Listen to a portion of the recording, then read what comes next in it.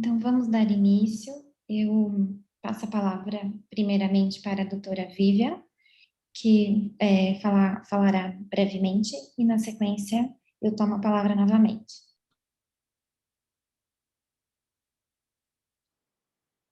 Boa tarde a todos. Estão me ouvindo? Estão me vendo? Meu nome é Vivian Camargo. Eu estou como presidente da Comissão dos Direitos das Pessoas com Deficiência da OAB de Campinas. Farei a minha breve audiodescrição para que todos possam acompanhar. Eu sou uma mulher de 59 anos, branca, cabelos castanhos com algumas mechas. Estou na minha residência, meu local de trabalho, e no momento estou vestida com uma blusa azul, em tons de azul e cinza. Utilizo óculos no momento para leitura. Em nome dos membros da Comissão dos Direitos das Pessoas com Deficiência da OAB de Campinas, agradecemos o convite da doutora Thais para a parceria com a Comissão de Justiça Restaurativa, ressaltando a importância dos mecanismos de práticas restaurativas no âmbito dos direitos das pessoas com deficiência, como boa prática a ser seguida e trabalhada pelos operadores do direito e pela sociedade em geral, buscando solução dos conflitos através do diálogo, da negociação, com um olhar diferenciado, uma mudança de atitude frente às pessoas com deficiência, identificando sentimentos, aceitando e respeitando as pessoas como são, independente de suas características. A inclusão não é só para pessoas com deficiência, é para todos nós. E nós só teremos uma sociedade verdadeiramente inclusiva quando as diferenças forem reconhecidas e respeitadas. Doutora Thais, muito obrigada pela oportunidade, que seja o primeiro de muitos eventos em parceria. Agradeço a presença e disponibilidade da professora doutora Carolina, que nos abrilhantará com a palestra Terapia ABA, a importância de compreender seus princípios para a garantia do acesso à população, em comemoração ao Abril Azul, estabelecido pela ONU, Organização das Nações Unidas, como forma de conscientizar as pessoas sobre o autismo. Será uma tarde de muita aprendizagem. Obrigada. Agradeço aos diretores da OAB Campinas, na pessoa da doutora Luciana Freitas, aos funcionários da OAB Campinas e OAB São Paulo, aos intérpretes de Libras e a todos que nos acompanham. Muito obrigada. Passo a palavra à doutora Thais. Obrigada. Boa tarde novamente. Meu nome é Thais Paladino. Eu estou como presidente da Comissão de Justiça Restaurativa. E nesse momento eu vou fazer minha audiodescrição. Sou uma mulher branca, de 34 anos. Estou em meu escritório, num ambiente claro. Eu tenho pele clara, cabelos acobreados. Estou vestindo uma blusa branca e uma maquiagem leve. Inicialmente, eu gostaria de agradecer à doutora Vivian pela parceria entre as comissões. Espero certamente que seja a primeira de muitas, assim como com outras comissões também, pela importância e relação entre as temáticas. Também quero agradecer a todas as mulheres hoje que são integrantes da Comissão de Justiça Restaurativa da OAB de Campinas, em especial a Fabiana Salateu, que ajudou no contato com a palestrante e na organização deste evento também. E a nossa Comissão de Justiça Restaurativa tem como um dos seus propósitos difundir os seus princípios norteadores e também trazer isso para a inclusão social, como também foi dito pela doutora Vivian. Então, em relação a isso, é que se faz importante essa temática, principalmente nesse mês do Abril Azul. E para isso eu vou fazer uma breve leitura do currículo da palestrante, a Glauce Carolina Vieira dos Santos, que me disse que gostaria de ser chamada de Carolina. Ela tem graduação em Psicologia pela Universidade Estadual Paulista Júlio de Mesquita Filho, mestrado em Psicologia pela Universidade Federal de Santa Catarina e doutorado em Psicologia Experimental pela USP. Fez parte da equipe do Grupo Gradual de Intervenção Comportamental, até 2015, e desde 2016 é diretora do Grupo ABA, Fora da Mesinha, Clínica de Psicologia Comportamental. É certificada BCBA.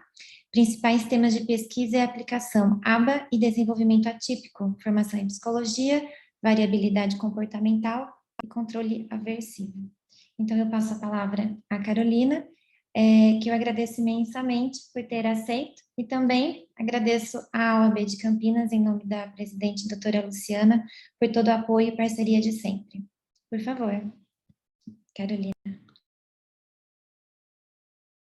Obrigada, doutora Thais, doutora Vivian. Vocês me ouvem bem? Eu vou ficar aqui, tentar ficar com o microfone mais perto da boca para poder me fazer entender melhor. Eu também vou começar, então, me apresentando. Eu sou Carolina Vieira e vou fazer aqui uma audiodescrição também para garantir o acesso para todo mundo. Eu sou uma mulher de 43 anos, branca, de pele branca, cabelos castanhos, longos, cacheados. Eu estou vestindo um vestido azul xadrez, uma joia na mão esquerda, um anel, e estou usando óculos nesse momento para poder garantir a minha leitura aqui dos slides. Eu gostaria de agradecer enormemente, né, a abertura, esse espaço para falar sobre esse tema dentro do espaço de vocês.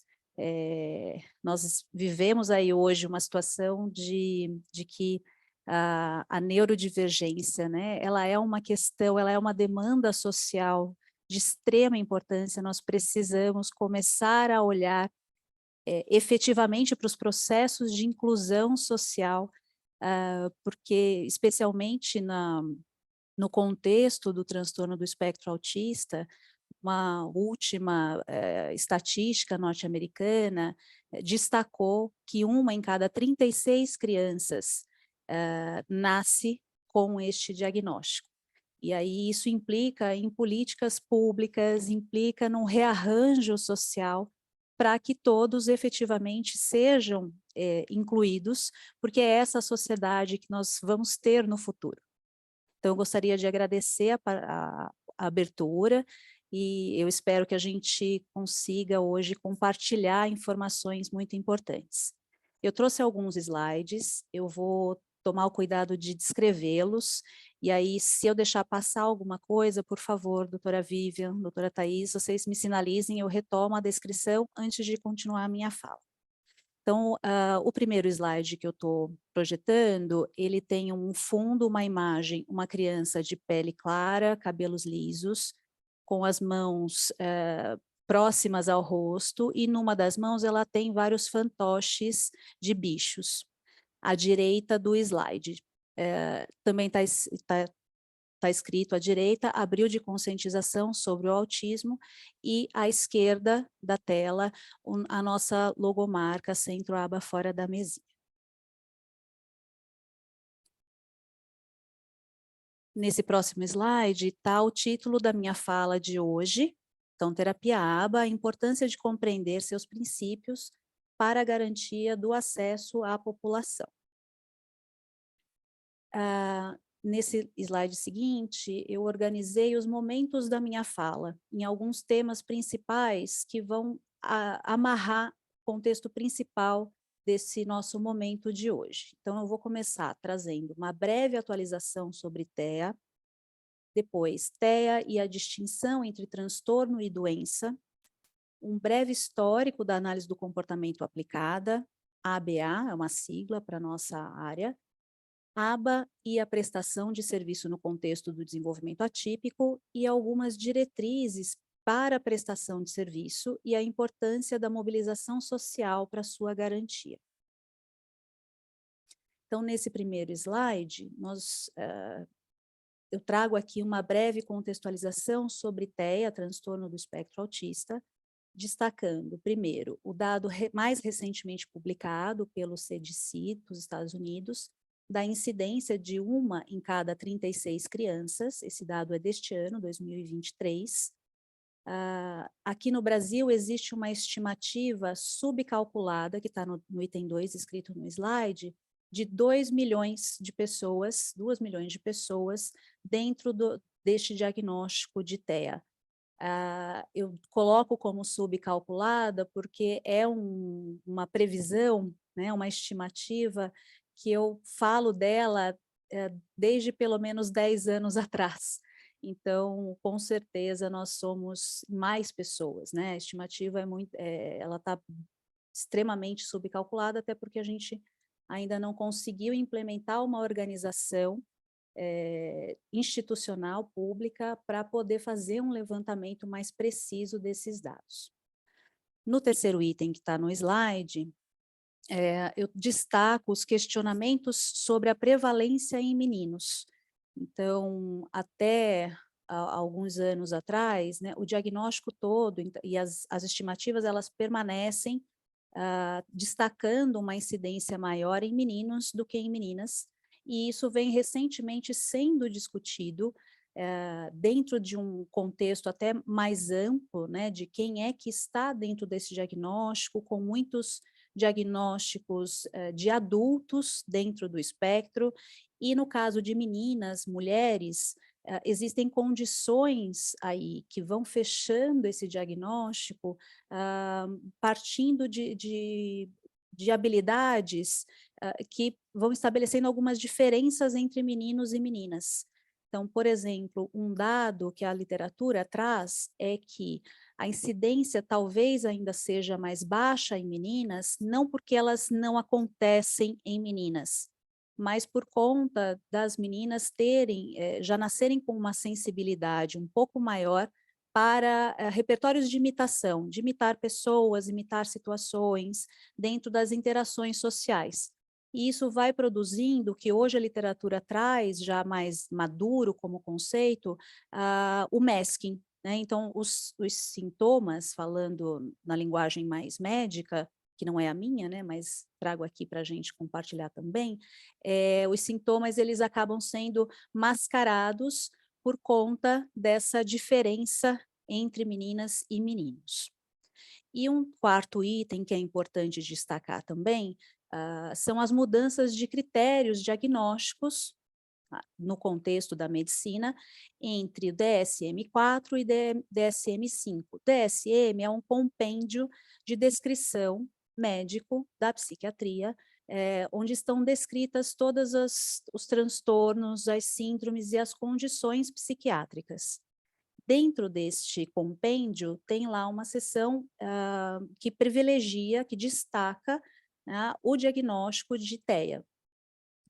Do DSM-4 para o DSM-5, algumas mudanças que são importantes, né? Então, antes a gente falava em autismo, síndrome de Asperger, autismo sem outra especificação, atrasos no desenvolvimento, como parte de um grande guarda-chuva.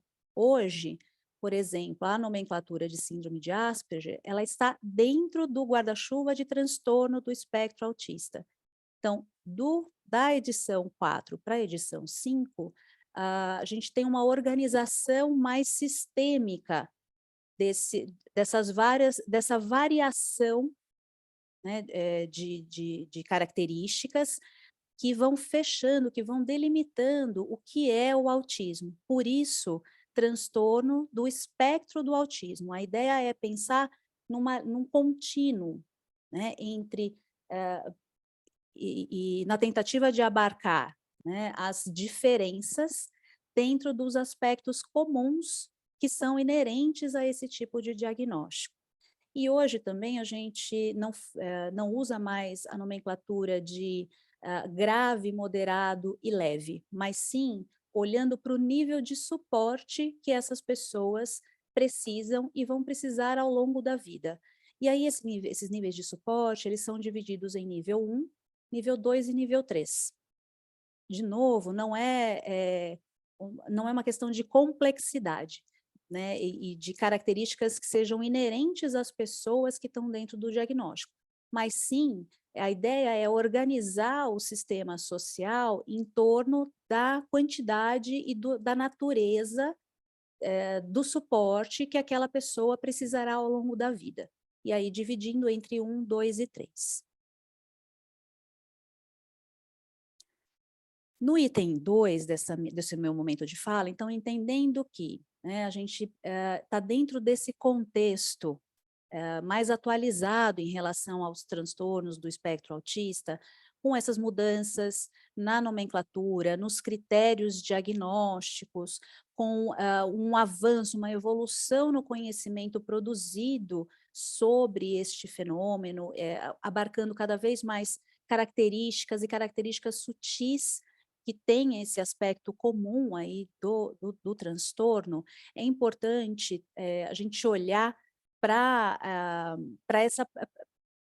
entender melhor, né, o que é um transtorno e diferenciar isso de doença, né, porque se a gente começa a olhar o fenômeno TEA, a neurodiversidade, com o olhar que a gente precisa efetivamente ter, isso vai implicar mais cedo ou mais tarde numa condição de produção de mudanças que sejam mais efetivas em diferentes níveis sociais e em diferentes contextos sociais. Então, quando a própria definição do DSM-5 para transtorno, está aqui no slide que eu vou ler para vocês, então, um transtorno mental é uma síndrome caracterizada por perturbação clinicamente significativa na cognição, na regulação emocional ou no comportamento de um indivíduo, que reflete uma disfunção nos processos psicológicos, biológicos ou de desenvolvimento subjacentes ao funcionamento mental. Então, a ideia do transtorno é que ele é uma condição permanente daquela pessoa, né? E que tem aí influências, né? É resultado, é produto, é fruto de uma relação entre características genéticas, não necessariamente hereditárias, né? Isso é importante dizer, na relação com os contextos de vida no qual as pessoas estão inseridas. Quando a gente olha para o transtorno do espectro autista, a gente está falando de um transtorno que é do desenvolvimento humano, do desenvolvimento infantil. Então, isso significa que, de fato, as pessoas com TEA, né, autistas, eles já nascem assim, com essas características. Diferente de quando a gente olha para um conceito de doença, e aí eu trouxe no slide aqui o conceito de saúde, né, dado aí pela ONU, em contraposição ao que é doença. Então, saúde é um estado de completo bem-estar físico, mental e social, e não somente a ausência de afecções e enfermidades. Essa distinção entre transtorno e doença, ela é fundamental quando a gente olha para os contextos de intervenção, para a necessidade social de intervenção profissional, de suporte, de apoio para as pessoas com TEA, porque nós estamos falando de um conjunto de características e não de uma situação momentânea. Nesse sentido, não existe cura para o TEA, para o autismo, porque não faz sentido, logicamente, pelo raciocínio lógico, não faz sentido pensar numa cura para algo que não é uma doença. E aí,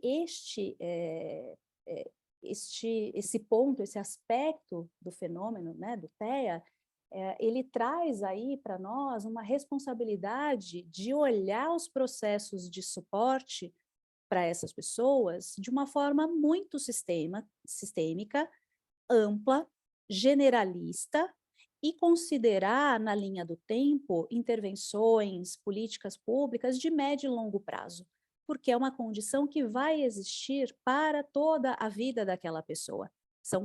É um jeito diferente de funcionar, né? São mecanismos neuronais, neurocerebrais, de sistema nervoso, diferentes daqueles considerados neurotípicos. E por conta disso, não é uma intervenção ou um conjunto de ações mais pontuais que vão dar conta das necessidades dessas pessoas, porque a gente precisa pensar isso em médio e longo prazo, porque é algo que faz parte da identidade dessas pessoas, inclusive.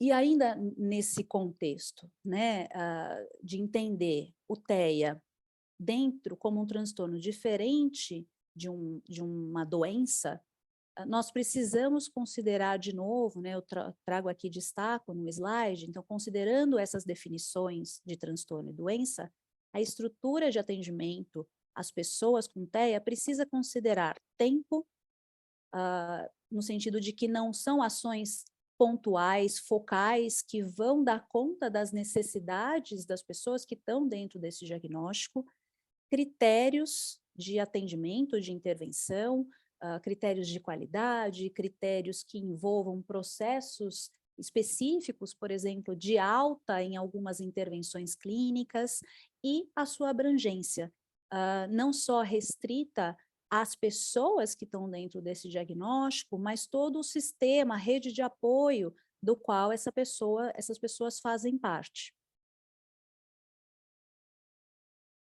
E dentro desse contexto, a gente tem como uma das possibilidades de intervenção no contexto da psicologia, né? Então, uma intervenção para transtornos do espectro autista, ela envolve uma equipe multiprofissional, de terapia ocupacional, de fonoaudiologia, de psicomotricidade, da própria medicina, mas dentro da psicologia, nós temos aí, historicamente, fortalecendo, né, a análise do comportamento como uma das abordagens que produz aí efeitos, impactos sociais importantes na vida dessas pessoas.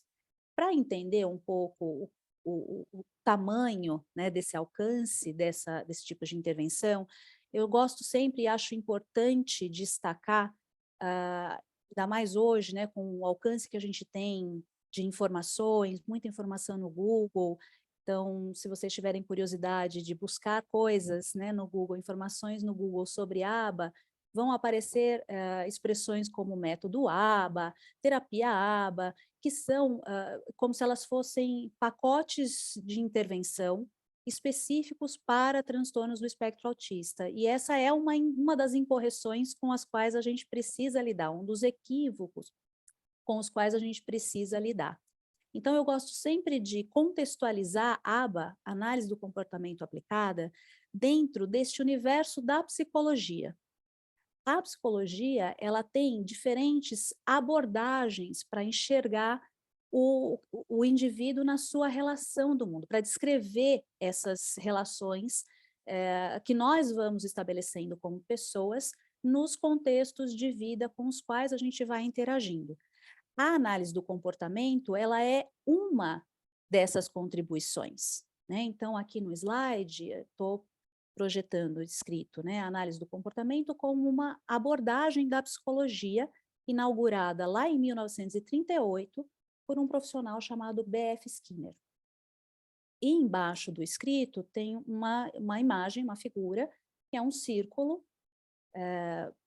recortado, colorido, e aí cada pedaço colorido, ele se refere a uma abordagem dentro da psicologia. Então, por exemplo, a psicanálise freudiana, que é o que é mais conhecido no senso comum, a psicologia sócio-histórica do Vygotsky, que é muito usada, né, no contexto da educação, a psicologia do desenvolvimento do Piaget, a Gestalt terapia do Levin, a fenomenologia do Carl Rogers, a psicologia analítica do Jung, e dentro dessas contribuições, dessas abordagens, a análise do comportamento, como uma forma de descrever as relações que nós vamos estabelecendo com o nosso mundo.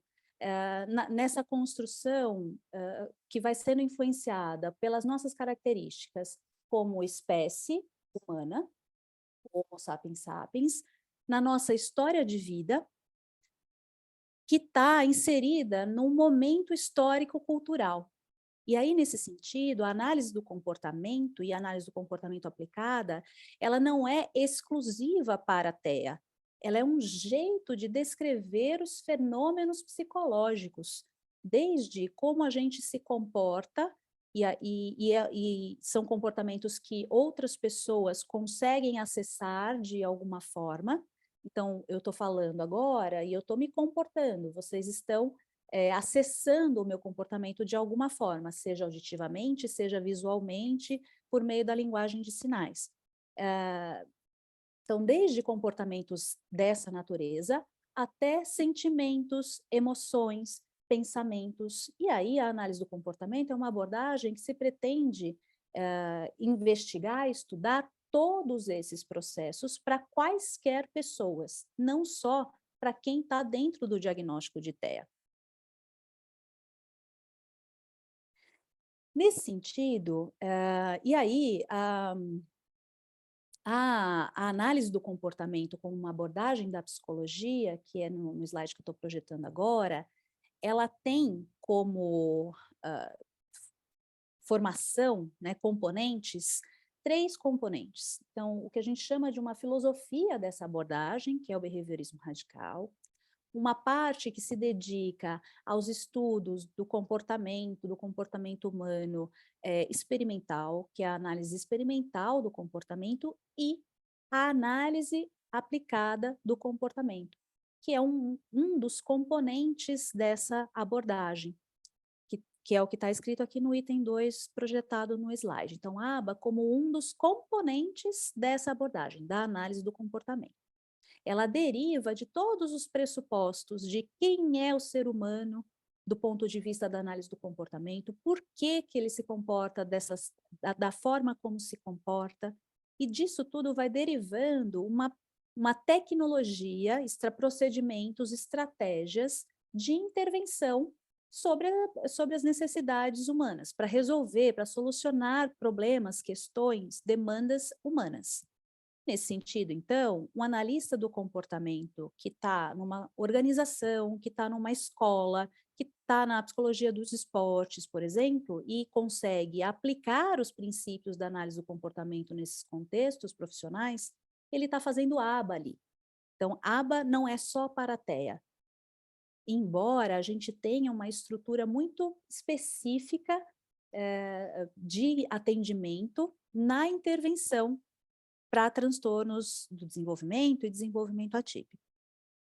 Ainda sobre análise do comportamento, então, e análise do comportamento aplicada, no item 3 aqui está escrito, a partir da década de 1950, atuação institucional do analista do comportamento em diferentes partes do mundo, especialmente nos Estados Unidos. Então, essa abordagem, ela nasce nos Estados Unidos com o Skinner em 38. E a partir da década de 1950, todos os procedimentos de intervenção derivados dessa abordagem passam a ser utilizados, aplicados em contextos institucionais, em instituições dos Estados Unidos, em diferentes instituições. No item 4, em 1981, começam a aparecer, até um pouco antes disso, mas oficialmente, os primeiros trabalhos com transtornos do espectro autista, lá com o Louvas. E um outro ponto marcante, pelo menos no contexto norte-americano, e que vai reverberando um pouco hoje aqui na nossa condição atual de prestação de serviço, foi a criação, em 1998, dessa certificação internacional, que é a certificação internacional do BACB, Behavior Analyst Certification Board. Então, algumas características, deixa eu só garantir aqui a leitura. Algumas características da intervenção em aba, considerando este panorama mais global, mais geral que eu descrevi até agora. Nesse slide que eu estou projetando agora, tem 6 itens escritos, eu vou ler um por um e vou comentar sobre cada um deles. Então, o primeiro item é a intervenção, ela precisa ser, no ideal, precoce, no sentido de que ela precisa começar o quanto antes na linha de desenvolvimento daquela criança que acabou de nascer, ou enfim, né, dos primeiros meses, primeiros anos de vida. E aí, nesse ponto, tem uma questão bem interessante. Até 5 anos atrás, pouco mais talvez, a gente falava de uma intervenção precoce que começava a partir dos 2 anos de vida. Hoje, a gente fala de precoce, uma intervenção que começa antes dos 2 anos de vida. E aí, essa é uma linha de corte em termos de intervenção e de possibilidades de bons prognósticos, de uma garantia de maior qualidade de vida, de desenvolvimento das potencialidades dessas pessoas, muito importante, muito significativa. Um segundo item, ela precisa ser intensiva. A recomendação internacional é de uma estimulação que varia de 20 a 40 horas semanais. Mas essas horas semanais, elas são distribuídas de acordo com um processo de avaliação inicial dessa pessoa, dessa criança, muito criterioso, para delimitar a quantidade de horas que é ideal para essa estimulação, para essa pessoa. 20 a 40 horas semanais, se a gente olha, por exemplo, para a infância, metade dessa carga horária, as crianças estão na escola, né? Então, a ideia é de que essa intervenção, a carga horária, ela é fechada em torno de uma avaliação muito criteriosa, que delimita o que é ideal para aquela pessoa, e também considera uma rede de intervenção. Então, não só a intervenção 1 para 1 com aquela criança, num ambiente, num setting clínico, mais próximo do que seria uma terapia, uma psicoterapia tradicional. Este é um dos braços, mas a gente também precisa investir, e faz parte do atendimento em aba, também horas de orientação, treinamento parental ou da rede de apoio, né, quando a gente olha, pensa aí em jovens, em adolescentes, em jovens adultos que também estão iniciando a intervenção agora, a rede de apoio também precisa ser capacitada, no fim das contas, para até mudar as relações, as interações, o tipo de interação que vai estabelecendo com a pessoa com TEA, para que garanta a qualidade de vida dela. E no caso das crianças, a rede escolar. Então, a intervenção, especialmente nos primeiros anos de vida, ela se pauta nesse tripé da intervenção individualizada, 1 para 1, direto com a pessoa com TEA, uma capacitação da rede de apoio familiar e uma capacitação da rede de apoio escolar, quando a gente está falando de crianças, e outras redes de apoio de trabalho, por exemplo, quando a gente aí parte para olhar a vida adulta. Tem umas perguntas no chat, mas eu não estou acionando aqui, eu não sei se são para mim. Tá? Um terceiro item que está aqui, no slide, que tem a ver com as principais características da intervenção, é de que a intervenção em aba, ela pode ser focal ou abrangente. E aí existem critérios específicos para determinar se uma ou outra. O que a gente entende por focal? São intervenções com focos específicos, sem uma delimitação necessariamente de tempo, mas com metas específicas voltadas para desafios, para questões específicas do desenvolvimento daquela pessoa. Então, por exemplo, eu posso projetar uma intervenção que tenha como foco questões voltadas para restrição e seletividade alimentar, e focar nesta vertente terapêutica com aquela pessoa. Uma intervenção mais abrangente, ela vai abarcar vários contextos e vários desafios e várias necessidades daquela pessoa ao mesmo tempo. Eu não estou vendo o tradutor, eu posso seguir, gente?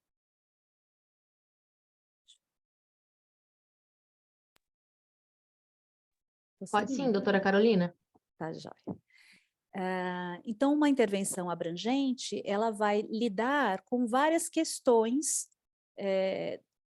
demandas e necessidades daquela pessoa. O critério para se um tipo ou outro vai depender de novo, de um processo de avaliação muito importante, muito significativo e muito criterioso, para a gente conseguir determinar se aquela pessoa se beneficiará mais com um atendimento focal ou com um atendimento abrangente. Além disso, a intervenção em aba, ela precisa ser socialmente válida, que é o que está no item 4 aqui do slide.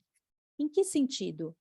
No sentido de pensar objetivos de intervenção, objetivos de ensino, de habilidades que sejam importantes para essa pessoa, não só no contexto clínico, não só no contexto do setting terapêutico, mas que perpasse a vida dessa pessoa para fora do ambiente terapêutico.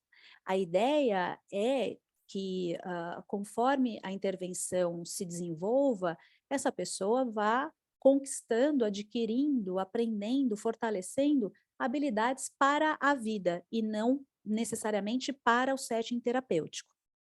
Então, isso é o que determina ser socialmente válido, né? A intervenção ser socialmente válida. E para isso, a gente precisa garantir uma participação ativa da pessoa com TEA, do autista, né?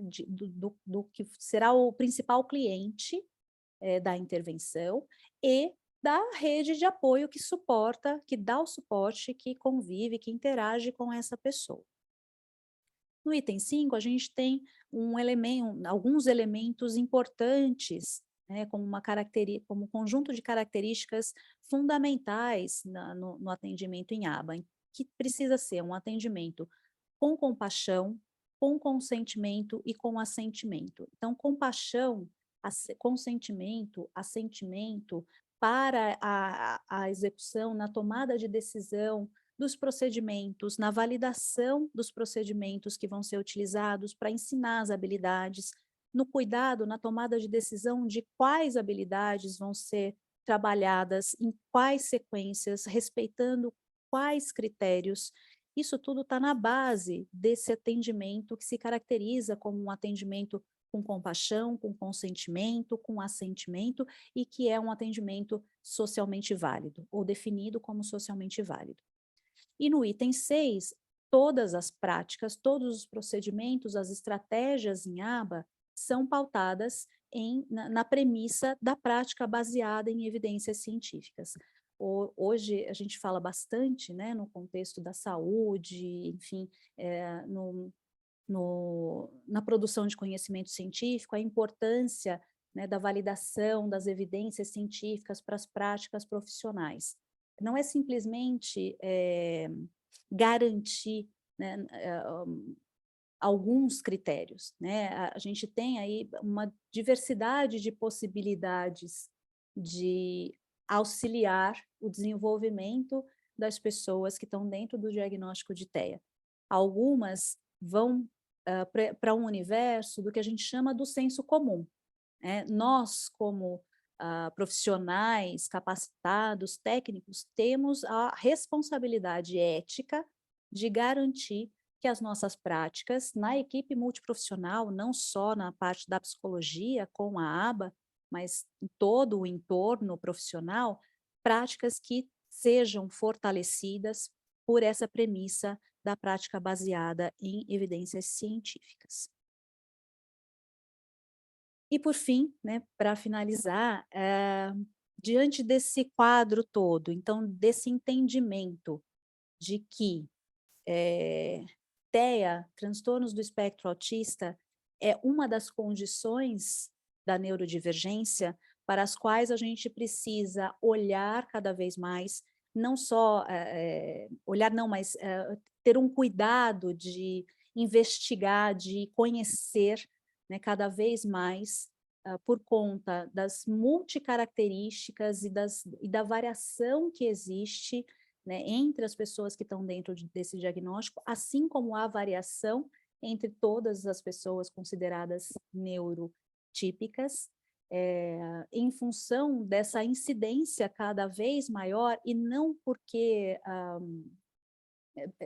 e essa incidência ela vai sendo delimitada um tanto por fatores do nosso próprio desenvolvimento como humanidade, mas especialmente porque a nossa observação, o cuidado em caracterizar melhor essas condições, esse fenômeno, ele foi evoluindo ao longo dos anos. Então, hoje, nós temos aí mais perspectivas, por exemplo, na parte da medicina, né? As crianças, o primeiro contato aí com algum cuidado com saúde das crianças que acabam de nascer é com o pediatra, né? Um dos primeiros médicos com os quais a gente vai se relacionando mais primeiramente. E hoje, cada vez mais, existe um cuidado desses profissionais em conhecer o fenômeno, em se informar, em buscar conhecimento atualizado, e isso vai garantindo encaminhamentos para intervenção clínica que são mais precoces. Então, esse já é um fator importante que impacta socialmente. E, ao longo dos últimos anos, esse impacto também foi reverberando nos critérios para delimitar a incidência dessa condição. E aí, em função disso, e de entender, né, que do ponto de vista da intervenção psicológica, a gente fala de uma intervenção em aba, que ela precisa começar muito cedo, o mais cedo possível, no ideal, não que começando um pouco mais tarde não vá ter efeitos. Tem efeitos porque nós somos pessoas de uma neuroplasticidade para o resto da vida, né? O que vai acontecendo é uma alteração dessa dinâmica da neuroplasticidade. Mas no ideal, começando o mais cedo possível na vida dessas pessoas, uma intervenção intensiva, a gente está falando aí de 20 a 40 horas semanais, fora todo o restante da estrutura de atendimento, né? Fora a fonoaudiologia, fora a terapia ocupacional, fora as atividades extras, né, curriculares, a escola. Então, este tipo de intervenção tem um impacto na vida familiar, nas culturas familiares, muito importante, muito significativo. Emocionalmente, em manejo de tempo, financeiramente, e aí isso vai trazendo critérios que são importantes para a gente olhar do ponto de vista estrutural, social, como é que a gente vai absorver essas necessidades nos próximos anos. Pensando nisso, eu trago aqui pelo menos 2 pontos que eu acho que são importantes, dentre tantos outros que eu vou deixar de fora hoje. Um deles é as condições de capacitação, formação profissional, tanto em aba quanto nas outras profissões que vão compondo as redes de atendimento multiprofissional para essa população. E aí a gente precisa olhar para a formação desse profissional que sai de uma graduação em psicologia, que sai dos cursos de continuidade, né, estrito sensu, lato sensu, as especializações, os mestrados, os doutorados, que vá considerando fatores culturais de cada região do nosso país, né, fatores culturais que nos unem como nação, identificação das necessidades sociais de cada região. Então, uma das questões que hoje, dentro da nossa área, é muito importante e que tem colocado a gente para se debruçar é a alta concentração, e acho que isso acontece em uma boa parte das profissões, mas a alta concentração de profissionais muito especializados aqui no Sudeste, especialmente São Paulo, e a defasagem de profissionais em outras regiões que precisam também de uma intervenção de boa qualidade, que garanta aí efetivamente o desenvolvimento pleno dessas pessoas. Acho que de 10 anos para cá, o cenário foi mudando um pouco, né? Então, há 10 anos atrás, eu, por exemplo, me deslocava de São Paulo para o Amazonas, de São Paulo para o Acre, para atender pessoas lá. Hoje, já existe um sistema, uma ramificação, né, um pouco maior do atendimento especializado, de qualidade, mas ainda impacta e implica num olhar para esses processos de capacitação regionais, para garantir, inclusive, profissionais das regiões, atuando nas suas regiões, para dar conta de toda a demanda que sistematicamente, diariamente, bate na nossa porta, né, em termos de intervenção. E um segundo ponto importante são as condições de acesso para a população. Então, políticas públicas, mudanças nos sistemas de atendimento particular em saúde no país. A gente vive aí um momento hoje, né, de um atendimento que não está na rede pública, né, o SUS ainda não consegue trazer isso para dentro do sistema, porque implica e impacta num rearranjo de condições. Então, não é um conjunto de sessões em psicoterapia, né? Se a gente olha o panorama, uma organização mais geral dos planos de saúde, da saúde particular no país hoje, a maioria dos convênios nos coloca como oportunidade de atendimento em psicologia, por exemplo, 40 sessões ao ano. 40 horas, 40 sessões, às vezes é o que uma criança, uma pessoa faz num mês dentro do contexto da intervenção em aba. Por outro lado, como é que fica a sustentabilidade desse sistema, tanto público quanto particular, dadas as condições muito peculiares desse tipo de atendimento. Então, eu acho que a gente passou da hora de olhar para isso, olhar para esta condição, para essa necessidade, para essa realidade, de um ponto de vista só focal e agudo, né? Eu acho que a gente precisa olhar como um sistema que precisa entrar num equilíbrio para poder garantir a melhor condição de atendimento para as pessoas que estão dentro desse diagnóstico no nosso país. E aí, por último, eu deixo uma passagem que está no inglês, eu vou fazer uma tradução um pouco livre aqui, de um livro chamado Nothing About Us Without Us. Então, nada sem nós, nada sobre nós sem nós.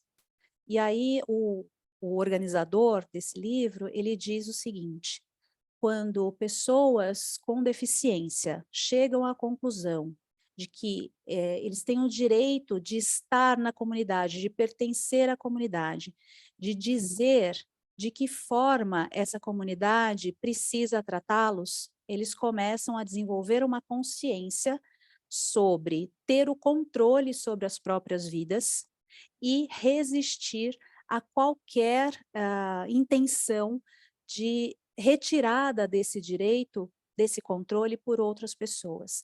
Que é isso um pouco que a gente precisa ir construindo e fortalecendo e ajudando nessa luta, né, para que efetivamente essas pessoas e as pessoas com TEA, que é o tema de hoje, consigam efetivamente ter o controle da vida, da própria vida e garantir aí a sua verdadeira inclusão. Então, não é uma responsabilidade delas, é uma responsabilidade nossa, de todos nós. O último slide tem uma imagem, de novo, de mãos infantis, de pele clara, alguns blocos de montar de madeira no fundo. A criança, não aparece o rosto dela, só uma blusa vermelha. Do lado direito da tela, a logomarca do nosso centro, a aba fora da mesinha. Do lado direito, obrigada, escrito obrigada. E no último slide estão os nossos contatos para eventuais dúvidas, parcerias, compartilhamentos e troca de ideias. Muito obrigada.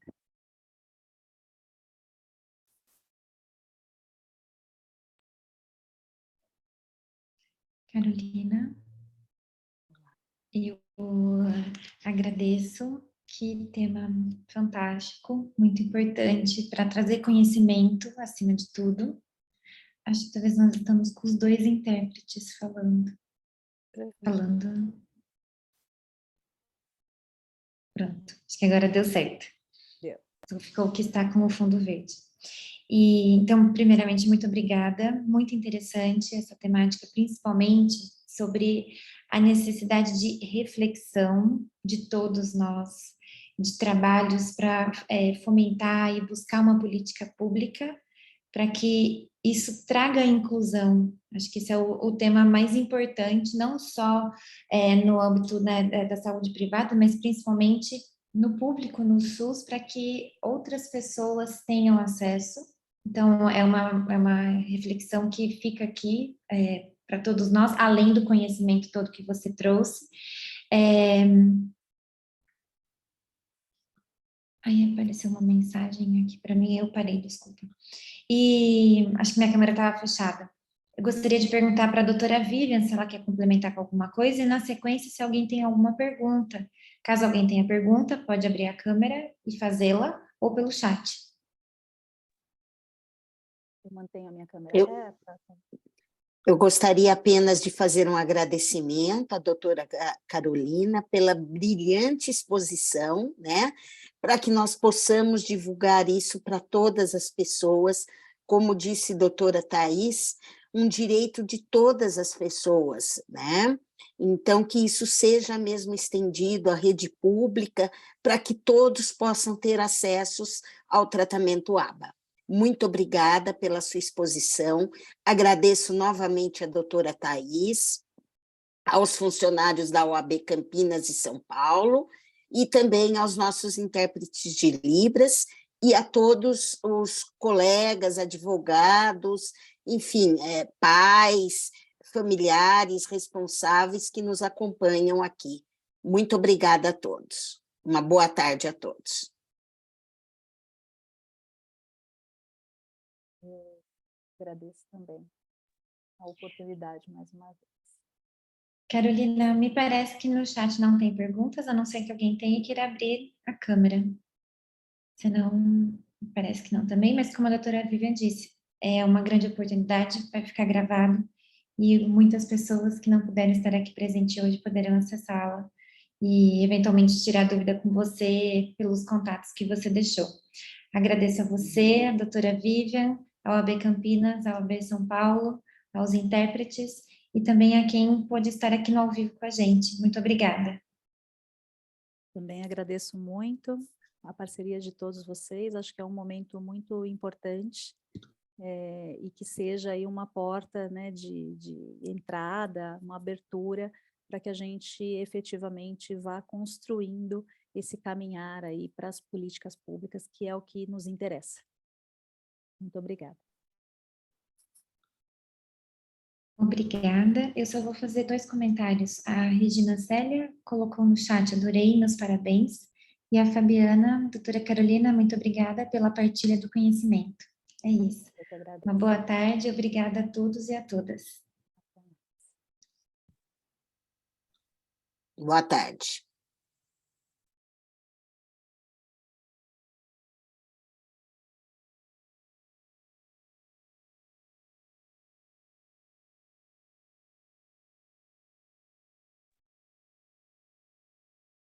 Obrigada, Andresa, Carolina.